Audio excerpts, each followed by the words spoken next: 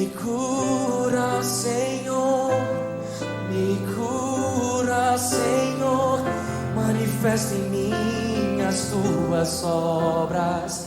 Vem, Jesus, te peço agora. Me cura, Senhor, me cura, Senhor. Eu creio, me cura, Senhor.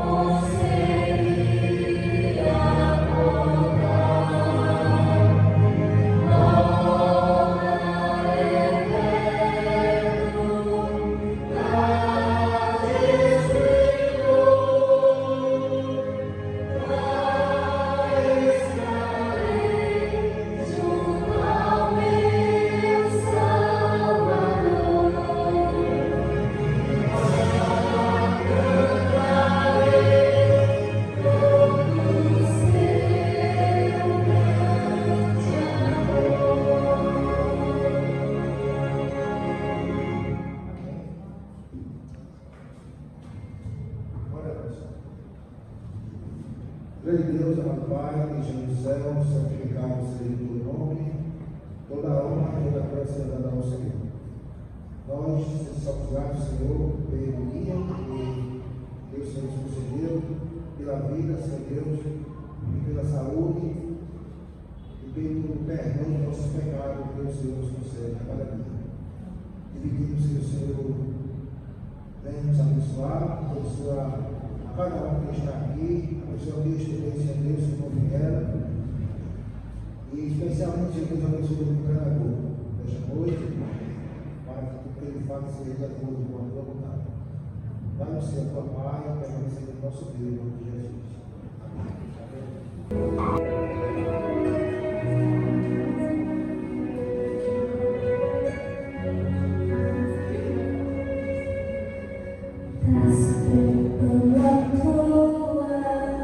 O diagnóstico do homem não significa nada. Tenha calma. Soberano a vida, soberano a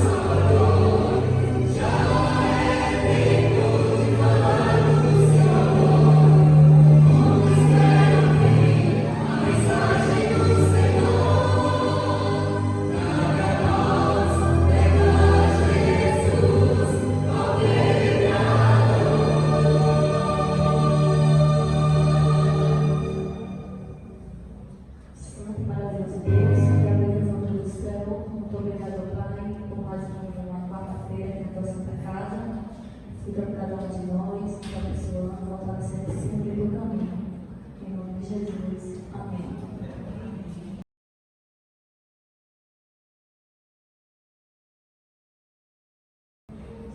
Boa noite a todos. Maranata. Senhor vem.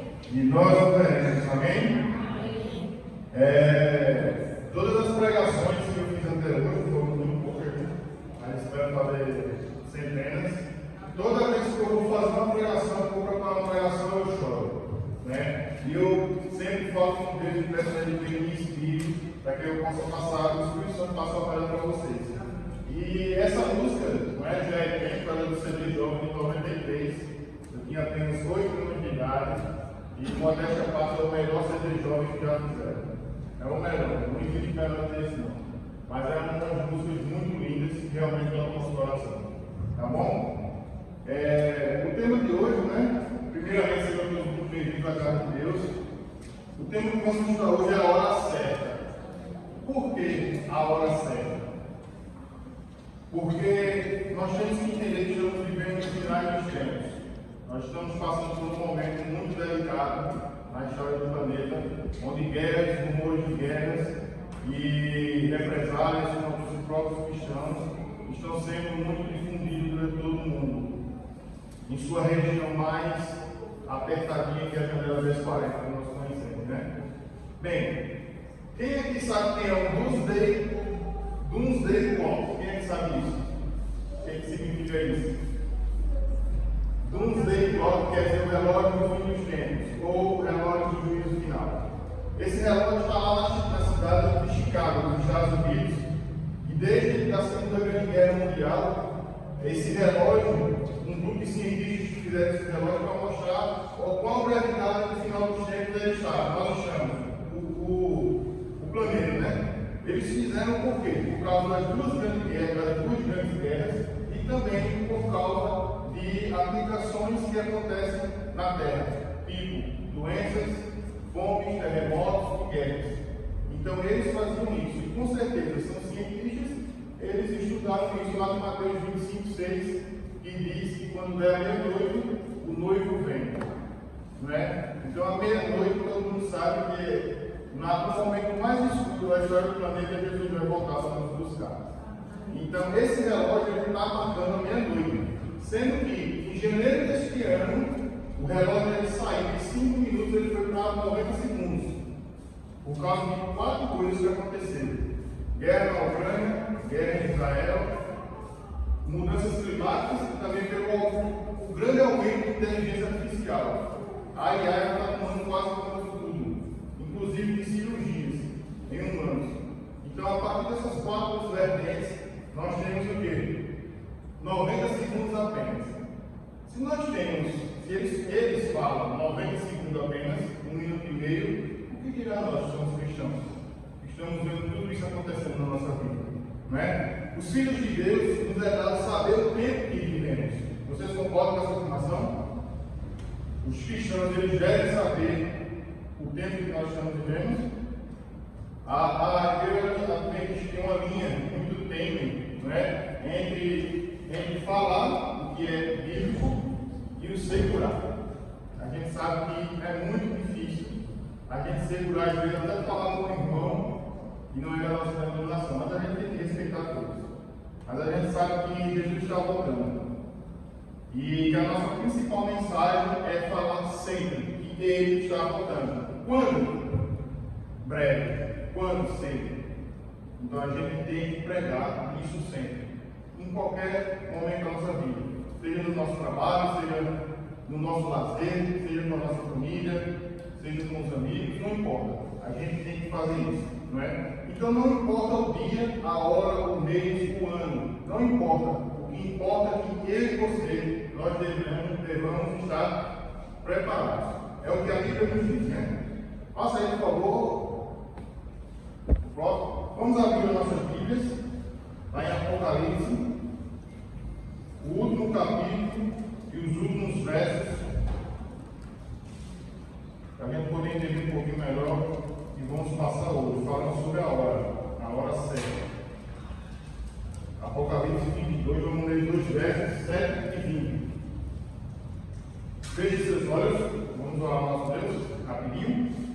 Querido Deus, amado Pai, te agradecemos, Senhor, por mais uma vez estarmos aqui, abrindo a tua palavra para estudarmos e sabermos o que o Espírito Santo quer falar na nossa mente. Nos abençoe e nos guia, em nome de Jesus. Amém. Bem, o verso 7 diz assim, vamos lá? O verso 7: Eis que vem sem demora, e bem-aventurado aquele que faz as palavras da profecia deste livro. No verso 20 diz assim: aquele que dá testemunho destas coisas diz: certamente vem sem demora. Amém. Vem, Senhor Jesus. Então, veja a importância de toda a Bíblia em falar que Jesus vem. Ele diz: eu venho, sem demora. Eu venho. Pode passar? Próximo slide.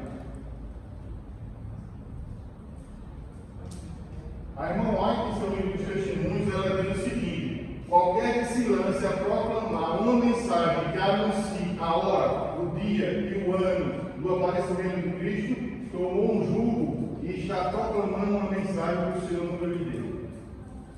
Ela foi simples, curta e direta essa mensagem. Aquele que diz a hora, o dia e o ano que ele vai voltar, já está errado. Por que eu quis trazer essa mensagem para vocês hoje? Está num forte crescimento no mundo cristão e também no meio adventista sobre a volta de Jesus em 2027, 2030. Quem sabe aqui dessa história? Ninguém? Ninguém está sabendo? Mas está acontecendo, está acontecendo muito, e muito. 2027, 2030. Todo mundo está colocando, todo mundo não a igreja, mas pessoas estão colocando que Jesus vai voltar nessa data. Por que ele vai voltar nessa data? Porque eles colocam confrontos de versos da irmã White, eles pegam esses versos e dizem: ó, vamos voltar em tal dia. É a teoria dos 6.000 anos. É uma teoria muito difundida por aí. Eu já conversei, inclusive, não sei se na casa da Carol, na casa do Anos, já conversei sobre isso. E isso está sendo muito difundido. E isso está sendo muito perigoso. Porque eu não posso pegar trechos do Espírito de Profecia, falar algo e dizer que isso é uma doutrina. Isso é impossível, porque um profeta ele não pode se contradizer. E como é que ela está dizendo aqui? Uma mensagem que o Senhor nunca lhe deu. Entra em contradição? Não. Então, ela, como profeta, ela não pode entrar em contradição nunca. Então, a gente tem que entender que os dias que estamos vivendo, Satanás está fazendo de tudo, inclusive para corromper esse produto. Inclusive para corromper esse produto. Pode passar? Vamos adiantar hoje um pouquinho. Vamos abrir nossas Bíblias lá em Mateus 24. Mateus 24, muitos eruditos falam que é o mini Apocalipse dos Evangelhos. Já estamos cansados de ler Mateus 24, né? Cansados não, privilégio, né? Não lemos. Mateus 24, verso 1 a 3. Aqui, Cristo, o contexto aqui está sendo um sermão profético e ele falando sobre a destruição do templo. Vamos lá? Vendo Jesus sair do templo, ia se retirando, quando se aproximaram dele os seus discípulos, para lhe mostrar as construções do templo. Ele, Cristo, porém, lhes disse: não vejo tudo isto, em verdade vos digo que não ficará aqui pedra sobre pedra que seja derribada. Eu fico imaginando esse momento, né? Os discípulos perguntando a Cristo e Cristo respondendo a eles: aqui não vai ficar pedra sobre pedra. Mas os discípulos disseram: interessante, cada pedra do templo de Salomão, se eu não me engano, eram 100 ou 200 homens para carregar uma pedra. Como é que essas pedras vinham embaixo? Eles ficavam contemplando aquela magnífica obra. Como é que pode isso? Eles ficavam imaginando. Mas no verso 3 vai dizer uma coisa muito importante dele. No Monte das Oliveiras, achava-se Jesus assentado, quando se aproximaram dele os discípulos, em particular, lhe pediam: preste atenção, dizem-nos quando sucederão essas coisas que ensinam a verdade da tua vida da consumação dos séculos. Então, o que é que os discípulos perguntaram a Cristo?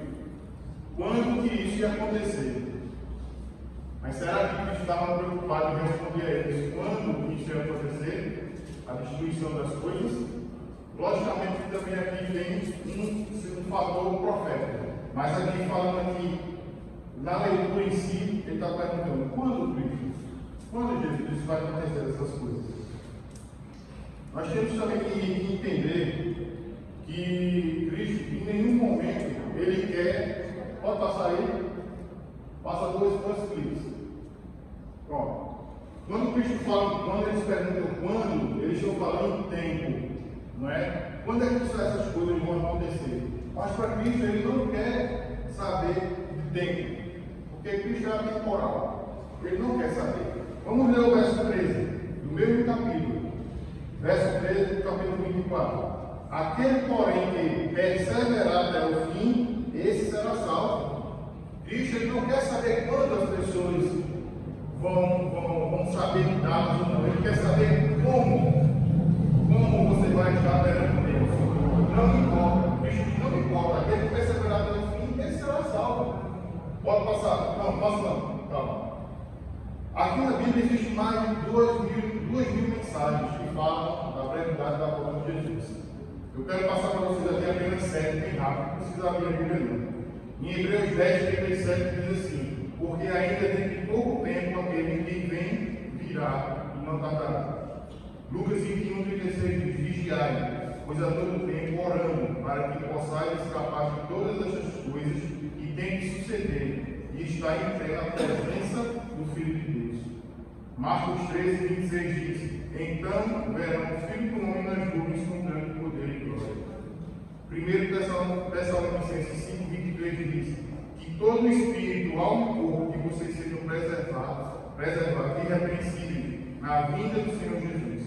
Hebreus 9, 28, no final do verso diz assim: aparecerá pela segunda vez. João 14, 1 a 3, todo mundo conhece: não se turbe o vosso coração, credes em Deus, credes também em mim. No finalzinho diz assim: eu vou preparar lugar para vocês, mas eu vou voltar. Em Atos, capítulo 1, verso 11, diz assim: da mesma forma que vocês viram subir, eu vou voltar. Então, a Bíblia está repleta de passagens dizendo que Jesus vai voltar. Mas a gente tem que entender uma coisa: nós temos que ter um equilíbrio entre falar o que vai acontecer e o que está na palavra. Às vezes eu fico conversando com a minha esposa em casa, porque eu gosto muito de assistir coisas de escatologia, mas eu fico imaginando: não é pecado você dizer, pelos sinais que nós vemos no mundo hoje, dizer, rapaz, o que está acontecendo está forte. Vou passar aqui depois 2 artigos para vocês, dois documentos que vocês vão entender o que eu estou dizendo. A coisa está apaixonando. O que o Espírito de Profecia, o que a Bíblia nos diz, está acontecendo. Isso não é errado, isso não é pecado você falar. Agora, se torna pecado quando você forma isso na doutrina ou algo que coloca pessoas a acreditar nisso. Isso que é o errado. É o que está acontecendo hoje em dia. O diabo faz de tudo para que a gente possa acreditar nessas coisas. Certo? Então a gente tem que ter equilíbrio. Pode passar? Próximo, pronto. Aí Mateus 24, 13. Foi o que a gente leu agora. Você pode passar? Porque eu disse que Deus ele não quer saber quando, mas como. Pode passar. Pode passar novamente. Isso, exatamente. Para aí. Qual o foco de Jesus nesses 4 versos que nós vimos? Qual foi o foco dele? Os discípulos perguntaram quando, o tempo que deveria acontecer, e o foco de Cristo era no como, não é? Vamos ler agora Mateus 24, 37. Eu queria que uma pessoa lesse de 37 a partir do 36. Vamos fazer o seguinte: 36 e 37 vai ler nessa, 38 e 39 Ramos, e de 40 a 42 Carol. Vamos lá? Mas daquele dia e hora ninguém sabe, nem os anjos do céu, mas unicamente meu Pai. E como foram os dias de Noé, assim será também a vinda do Filho do Homem.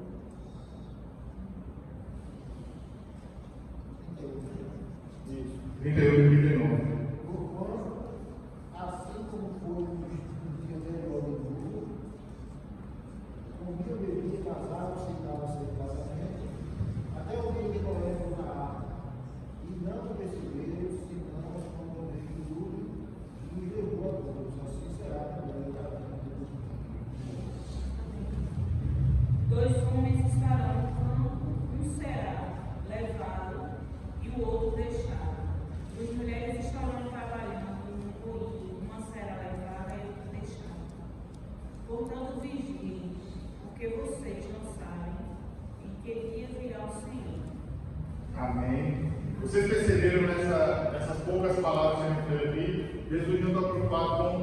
mas como Deus já deu uma comparação, como nos dias de Noé, o povo fazia isso e aquilo, e eles não estavam preparados para entrar na arca.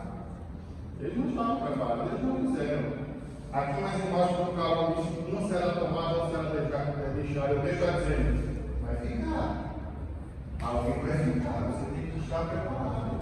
Você tem que estar junto com a comunhão de Cristo. Quando vem o verso 42, ele diz: portanto, vigiai, porque não sabeis o dia e nem a hora que vem o nosso Senhor. Em qual passagem? Então, Cristo nos ensina em 4 parábolas. 4 parábolas após esse verso aqui, ele vai nos ensinar, demonstrando como deveríamos nos preparar para o seu retorno. Vamos ver quais são? Quem consegue adivinhar? Passa para passar. Quem consegue adivinhar aqui quais são? Primeiro eu ensino. Parábola do servo bom e mau. Embaixo da parábola dos 10. Ali em cima, a parábola dos talentos e a parábola do grande julgamento. Vamos agora passar por todas elas, para ver se Cristo tem razão no que ele está dizendo. Vamos lá, a parábola do servo bom e mau. O verso 45 diz assim: quem é, pois, o servo fiel e prudente, a quem o Senhor confiou os seus conservos para dar-lhes o sustento ao seu tempo? Bem-aventurado aquele servo a quem o Senhor, quando vier, achar fazendo assim. Então, Cristo está dizendo aqui o seguinte: a palavra do servo, eu vou dar um exemplo para vocês entenderem melhor. Uma certa vez, um homem comprou uma propriedade em uma pequena cidade.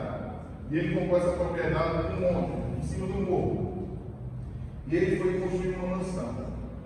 E essa mansão ficou tão linda, mas tão linda, que virou um ponto turístico. Era uma cidade pequena e virou um ponto turístico dessa mansão. E muitas pessoas frequentando ali, chegavam alguns turistas e estavam lá o caseiro.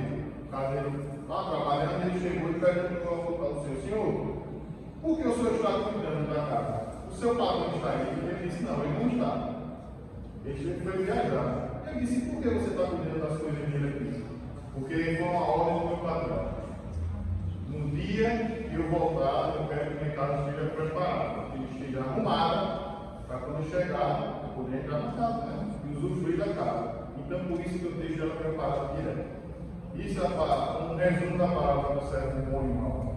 Aquele servo está preparado. Isso é a primeira coisa. Segundo, a palavra das 10 virgens. Todo mundo aqui já está cansado de ouvir as palavras das 10 virgens. A palavra das 10 virgens fala de 5 que eram honestas e 5 que eram prudentes. Não é? Quando o noivo chegou, e já viu o texto disso no Mateus 25:6, né? Que o noivo chegou à meia-noite e 5 estavam preparados com azeite extra. O azeite representa o quê? O Espírito Santo. É a representação do azeite na Bíblia, o Espírito Santo. E a próxima parábola fala sobre a palavra dos talentos. Aqui no verso 14 do capítulo 25, um pouquinho mais na frente, vem dizendo assim: pois será como um homem que, aposentando-se do país, chamou os seus servos e lhes confiou os seus bens. A um deu 5 talentos, a outro deu 2 e a outro deu 1. Por que Cristo deu essa diferenciação de talentos para eles, para os seus servos? Será que é porque um era melhor que o outro? Não era mais bonito, não era mais burro, não era mais nada? Por quê? Um pouquinho abaixo você vai ver que Cristo disse: a cada um segundo a sua própria. Vocês estão lendo aí comigo? Sobre a sua própria quê? Capacidade. Exatamente. Então ele deu a cada um. E qual foi o resumo disso aí? Foi o quê? Quando ele chegou e deu 5 a um servo, o que o servo fez? Ganhou mais 5. Quando deu 2, ele ganhou mais 2. E ele disse: venha, servo bom e fiel. Aqui no verso 25, né? Não, no verso 21 ele diz assim: muito bem, servo bom e fiel, foste fiel um pouco sobre o mundo que colocarei, entra no gozo do teu Senhor. E quer que recebeu, ele fez o quê? Ele enterrou o talento dele. Qual o resumo disso? Precisamos de nossos talentos e habilidades. para serem enviadas as bênçãos para atingir o máximo de pessoas. Cristo está dizendo: eu não quero saber o quando, eu não quero saber o tempo, se eu vou voltar em 2027, 2030, 2050, não importa. Eu quero saber o que é que você está fazendo, o que eu estou fazendo, né? Para alcançar mais pessoas e ser um servo bom e fiel. Bem, aí vem aquela pergunta, basicamente, que eu gosto de fazer a vocês. Vocês acham que os discípulos entenderam o que Cristo quis dizer? Depois de Cristo ter dado a eles 4 parábolas, respondendo a pergunta deles, o que é que vocês acham? Será que eles entenderam?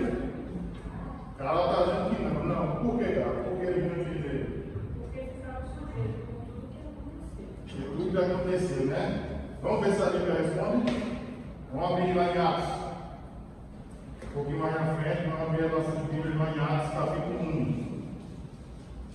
Atos, capítulo 1, verso 11.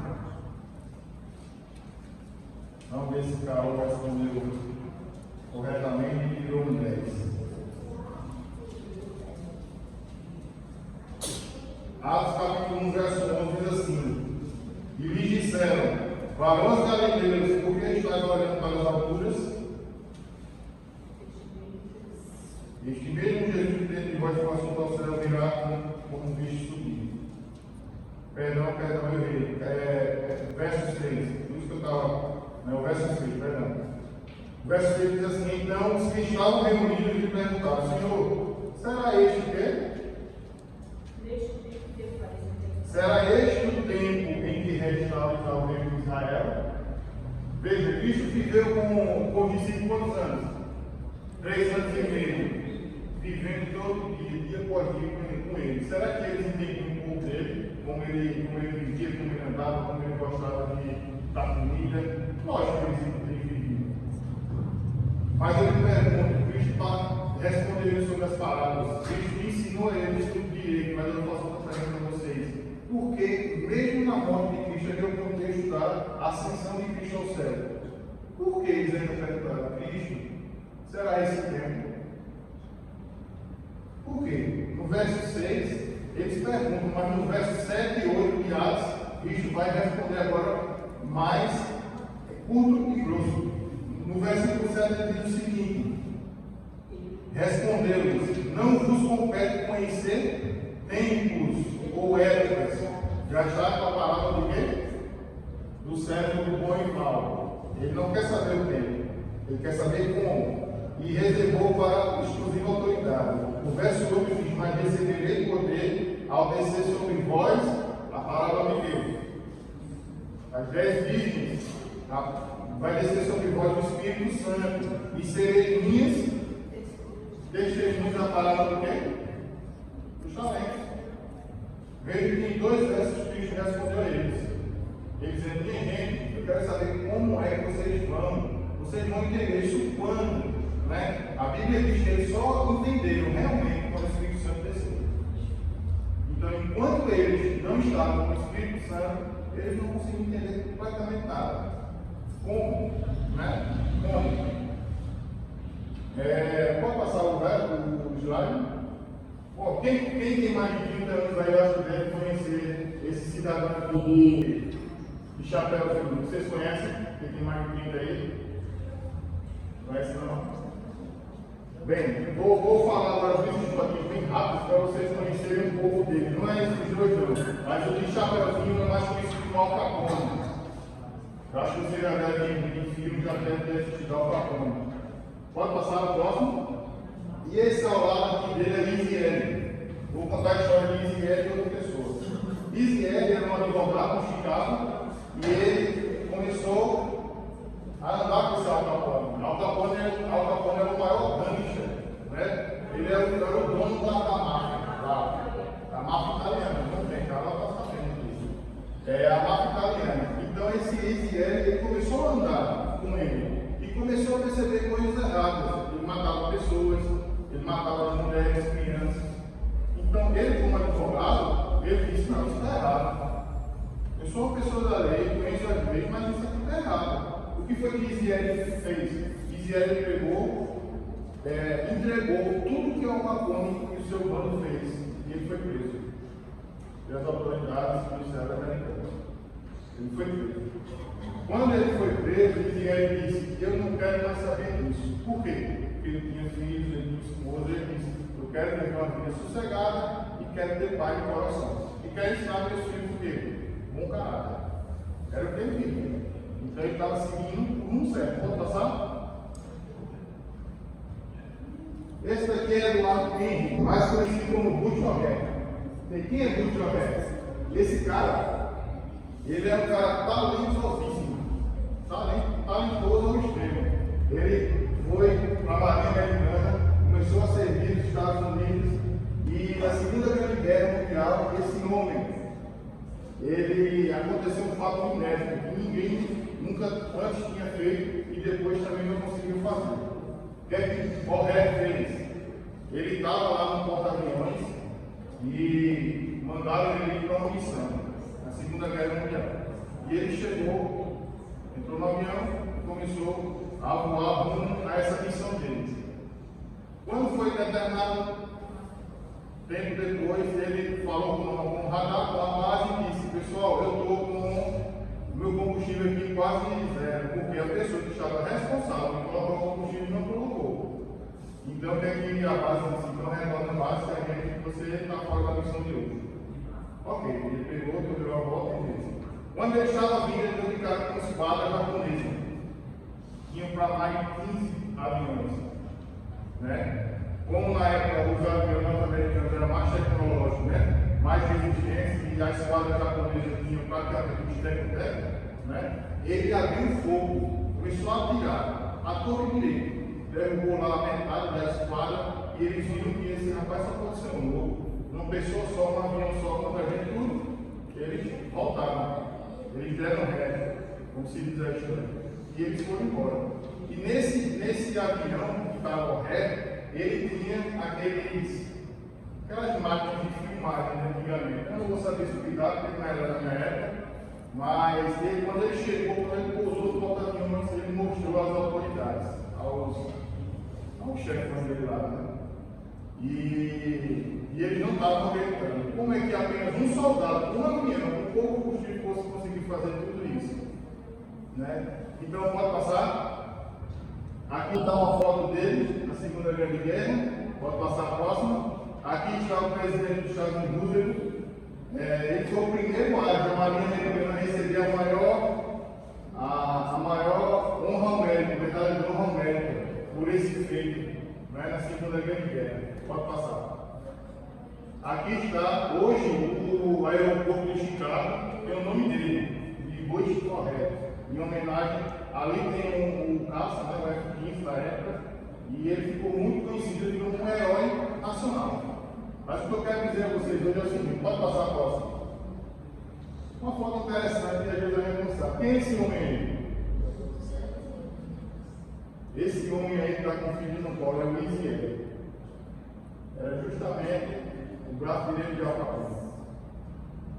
Foi esse homem que ele decidiu, a partir daquele momento, entregar os maiores traficantes na época do país.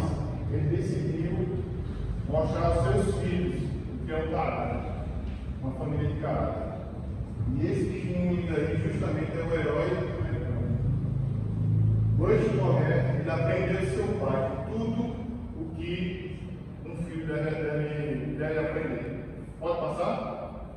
Me lembra muito, quem assiste hoje aí, me lembra muito a história de Jesus Cristo. Não que Jesus Cristo foi advogado de Capanga, não, mas a história é parecida. Por quê? Cristo, ele desceu das nações celestiais. Ele desceu dos seus estados, o príncipe do universo. Ele veio à terra. Ele veio para fazer o quê? Não que Jesus apoiou bandidos ou coisa do tipo, mas que ele quer nos deixar um legado. Da mesma forma que Israel deixou um legado ao seu filho, Cristo veio deixar amor, compaixão e obediência. Jesus teve que vir dos céus para nos mostrar como fazer isso, e não quando. Jesus nos deu testemunhos, e agora nos basta enfrentar a esquadra de Satanás. Quem aqui teria essa coragem? Sozinho contra 50 demônios, não é exemplo. Quem aqui estaria preparado contra isso? Da mesma forma que ele ganhou uma medalha, né? Que Oré ganhou uma medalha pelo seu feito heróico, Cristo também quer ganhar uma medalha. Cristo quer ser condecorado com a coroa da vida. Essa é a melhor mensagem, a melhor medalha, esse é o melhor recebimento que nós podemos encontrar no mundo. Agora, mais um tempo aqui para finalizar. Para finalizar não, só para Deus nos mostra como nos preparar para livrar do mal. Será que Cristo, através do Espírito de profecia da Bíblia, ele nos mostra como a gente deve se preparar? Semanas atrás eu trouxe aqui para vocês alguns documentos. Né? Quem está lembrado aí? Acho que não, Estava, Felipe, família. Eu trouxe muitos, né? Mas hoje eu não vou mostrar muito, vou mostrar poucos. Pode passar aí, passa aí, por favor. Eu quero que vocês prestem atenção no que eu falei até agora. A gente estava falando sobre uma briga, né? Sobre pessoas que estão querendo matar datas. Preste atenção no que eu vou mostrar para vocês agora, 2 dias atrás. 2 dias atrás. Quer dizer, esse aqui ele saiu na semana passada, mas eu posso em 2 dias. Foi feita uma pesquisa no Brasil com 7 milhões de eleitores e perguntaram a eles quais são os livros mais marcantes dos autores preferidos brasileiros. Pode passar. O primeiro é a Bíblia Sagrada. É o livro mais lido dentre esses 7 milhões de brasileiros. O 25º ali, vocês conseguem ver? O Grande Conflito. Para vocês, isso é alguma coisa? Insinua algo? Vimos agora, 2 de novembro, no finados, um fato chocante, onde pessoas estavam, denominações, né?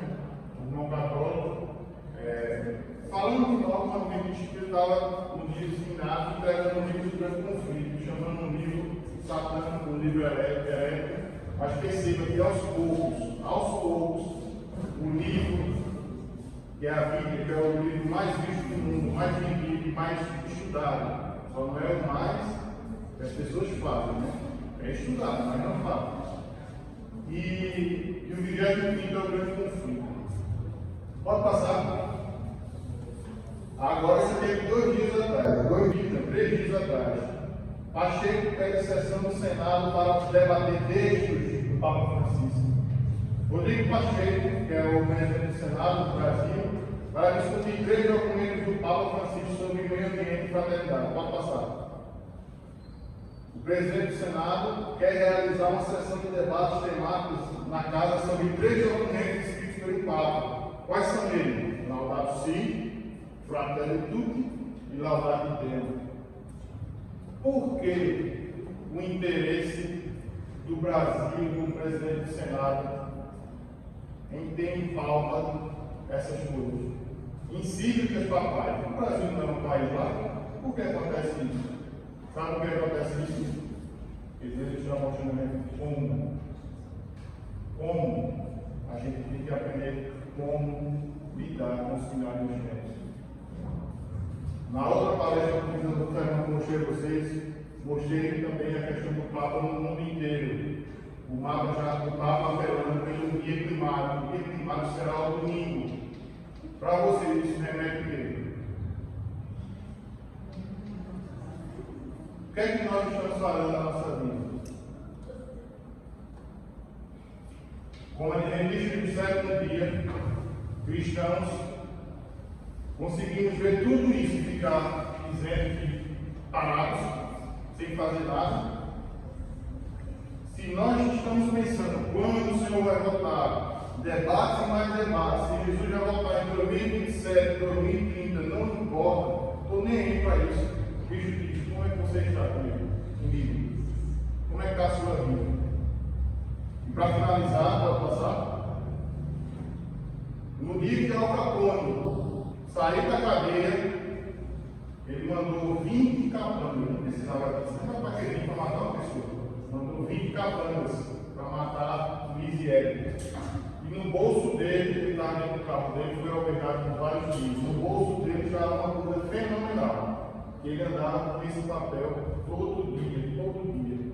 Ele diz o seguinte: o relógio da vida recebe cordas apenas uma vez. E nenhum homem tem o poder de decidir quando os poderes pararão, nem cedo nem tarde. Agora é o único tempo que você possui. Viva, ame e trabalhe com vontade. Veja o que ele diz: não ponha esperança no tempo, não ponha nenhuma esperança no tempo, pois o relógio da vida pode parar a qualquer momento. É forte para vocês essa mensagem? Porque eu digo, eu chorei em casa.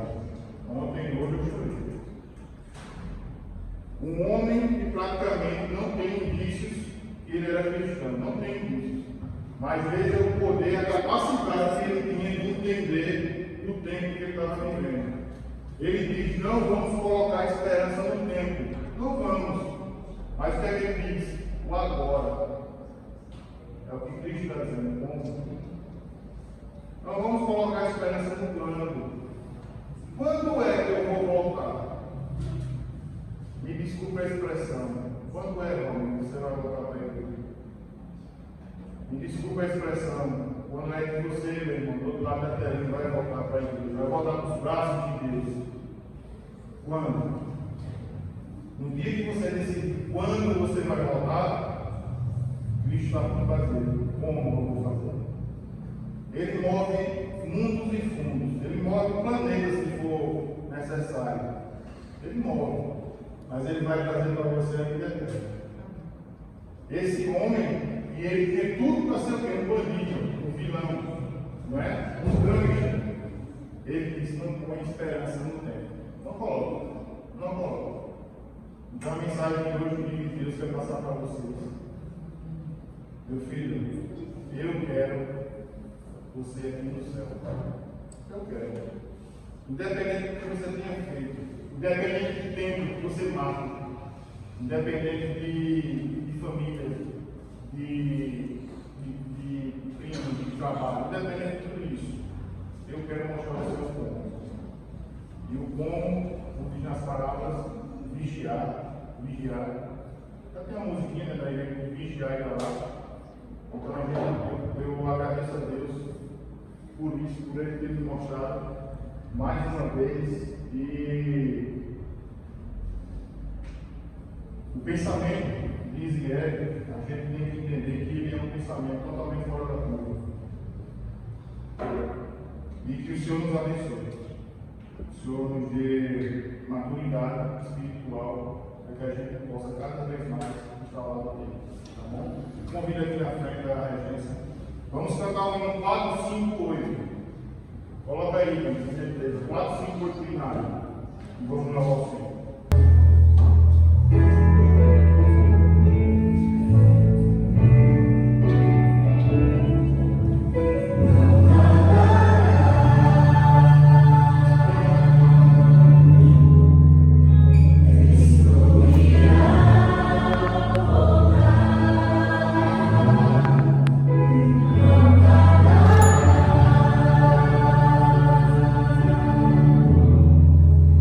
Vamos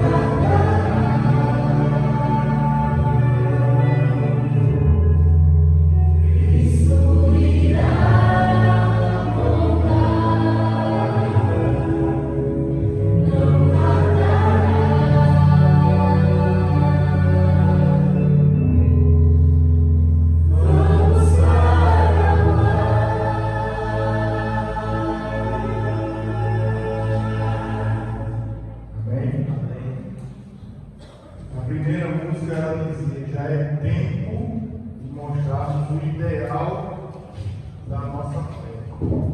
Já é tempo. Quando se diz já é tempo, está trazendo, o pessoal já acabou.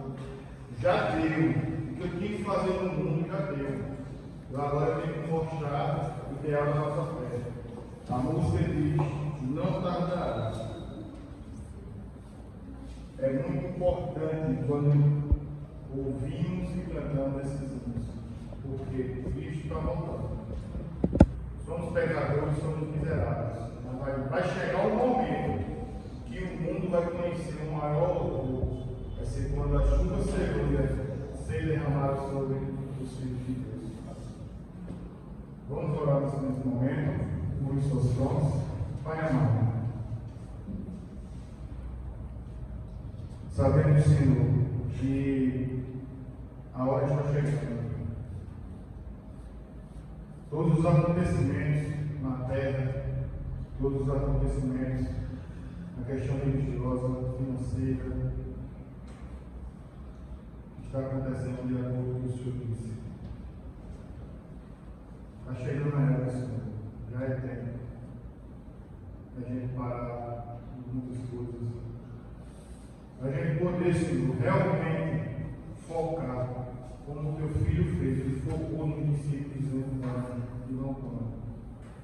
Filho de Deus, eu te peço, Senhor, na vida de cada pessoa que está aqui, os seus familiares, também dos nossos amigos internados. Pai, Senhor, abençoa cada um deles.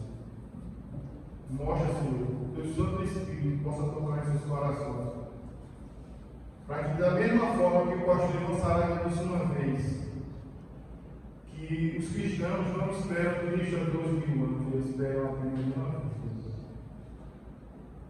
E essa vida que nós temos hoje, estamos aqui, que ela possa ser somente para Cristo. Pai querido, nos dá um coração melhor. O maior inimigo do ser humano não é o diabo, o maior inimigo somos nós mesmos. Nos ajuda a vencer, Senhor, nessa barreira interna, porque o que precisamos primeiro é do teu Santo Espírito. Pai eterno, abençoa cada um de nós novamente, porque precisamos, vamos precisar. Porque no grande julgamento, Senhor, na grande tribulação, virá algo tão terrível, não temos como mensurar, não temos, mas só venceremos se tivermos o Santo Espírito.